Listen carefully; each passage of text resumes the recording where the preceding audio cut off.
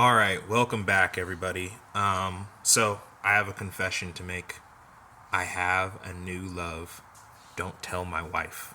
Okay, this new love is gouache. Okay, I played with gouache before, but it was a cheap Hobby Lobby type gouache, so I was never super impressed with it. But after doing some research one morning, I had some free time on a whim. I went ahead and I bought some really good high quality gouache. And so this is from Imgram. And the reason I chose Imgram was because they add honey to the binder and the pigment load is really high. So other gouaches will use chalk to make it opaque. Probably should have said that. Gouache is sometimes called opaque watercolor. It's a water soluble medium, but it's opaque.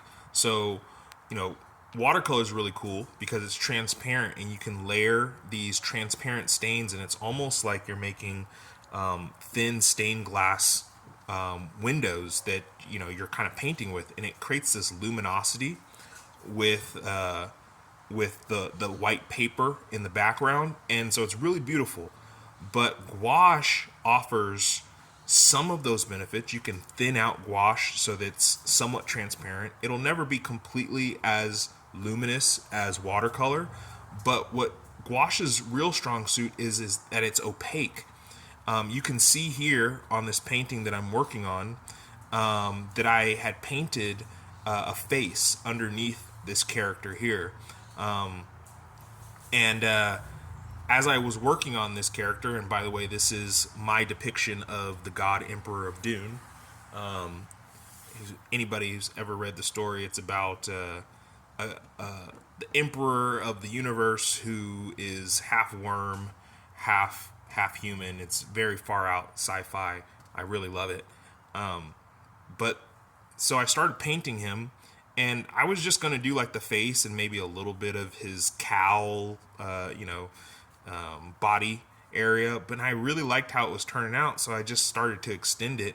And all this over here, where you can see where I was doing test swatches, I can just cover that up with more gouache. So I can turn what was supposed to be, just like a scratch test piece of paper into a full painting, and that's not an issue. So in some sense, it kind of gives you this control like you have with digital, where you can control Z something, just go right over it and keep on working it.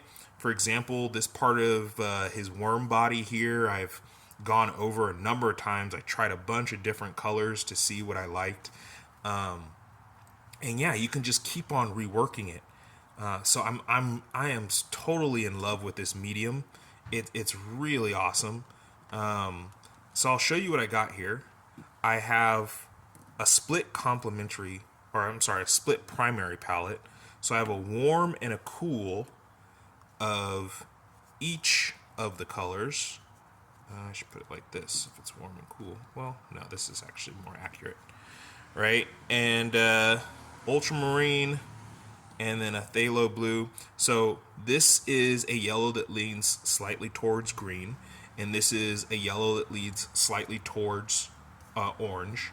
This is a red that leads slightly towards orange, and a red that leads leans slightly towards blue or purple. And this ultramarine leans slightly towards purple or towards red, and this phthalo blue leans slightly towards green. So with these, you can basically make any color that you want. It gives you a wide gamut range. Gamut. So while you may not be able to get every single color, this as a limited palette gives you probably the widest range that you can with these limited number of colors. I also got a zinc white and a titanium white. The zinc white is good for mixing with these other colors. It won't overpower these colors. The titanium white, on the other hand, is a very powerful white, and you can use it to, if you made a mistake, you can kind of white it out so it goes back to almost being like the same color as the paper, and then you can just start painting on top of it. Or this is very good for highlights. So with this set, I was able to do this, and this is probably my third or fourth thing that I painted with the gouache set that I have here. I'm pretty happy with how it came out. I struggled in the beginning, but one of the things I focused on was, what's the issue that I'm having with this? And at the beginning, it was really about getting the right consistency of the gouache. When you mix gouache with water, you use such a small amount of water, because you want the gouache to have the consistency of cream or like melted ice cream, and that's what you paint with. Now, of course, you can thin it out and get like a watercolor like consistency. It won't have the same level of luminosity and transparency as watercolor, but you can kind of use it in the same way. And so it's really this beautiful medium where it's kind of like watercolor and acrylic or oil had a baby, and you can kind of go in either direction. Right now, for a palette, I'm literally just using a ceramic plate and folded over piece of paper towel. I dab out my gouache on there, and then I mix on the ceramic surface. And then when I'm done, I put it in a Ziploc bag and I put it in the refrigerator to keep it fresh. This has worked really well for me, but I am looking at some other palettes that will make it more portable. I'll probably get what they call a stay wet palette for, when I'm around the house. And then they have some airtight palettes that I could use when I'm on the go. You can use dried gouache like you would dried watercolor in pans, but it's a little bit more difficult to get the same level of opacity. You can do it, but it's a little bit more work. So I may play around with each of those.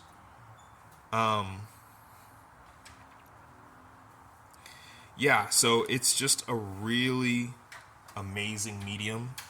And if you haven't tried it, I highly recommend it. I am trying to get a good sketchbook that I can use, so I'm not using loose piece of paper. I actually may make a sketchbook. If I do that, I'll share that on the channel. But I just love it. It's amazing. If you haven't given gouache a try and you want a good medium for your sketchbook, I should say, when I got into watercolor, the whole point was, I have my sketchbook, I want to start doing color. How do I do that? Makes it accessible. I didn't want to carry around a bunch of color pencils, didn't want to carry around a bunch of markers. I wanted something small and compact I could flip open and just start using. And so that's why I got into watercolor. And gouache, it'll probably be a little bit bulkier of a setup for be portable, but still, I think that as a medium, it works pretty well as a possible portable medium as well.